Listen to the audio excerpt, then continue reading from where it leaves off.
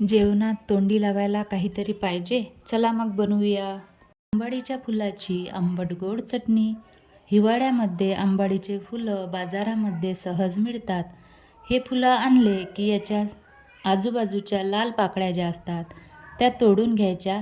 मधातला जो हिरवा भाग आहे तो घ्यायचा नाही. अशा पाकळ्या संपूर्ण तोडून घेतल्या की या पाकळ्याचीच चटणी करायची आहे. तर मी या सगळ्या फुलाच्या पाकळ्या तोडून घेतल्या एक एक करून आणि सगळ्या पाकळ्या आता 1 ते 2 पाण्याने स्वच्छ धुवायच्या. त्याला माती वगैरे असते किंवा खडे असतात तर धुणं आवश्यक आहे. धुतल्यानंतर या एका चाळणीत किंवा एखाद्या प्लास्टिकच्या टोपलीमध्ये अशा छिद्र असलेल्या पाणी निथळण्यासाठी काढायच्या. गॅसवर कढई ठेवते.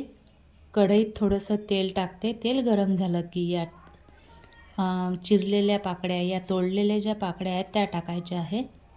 पाकळ्या शिजल्या की यात थोडीशी लाल मिरची पावडर आणि चवीनुसार मीठ टाकायचं. थोडंसंच टाकायचं, जास्त टाकायचं नाही. आणि अर्धी वाटी चिरलेला गूळ टाकायचं. सतत हलवायचं. बस 1-2 मिनटात ही चटणी तयार होते. जास्त वेळ लागत नाही, जास्त साहित्य लागत नाही आणि खायला पण खूप छान लागते. तर नक्की करून पहा.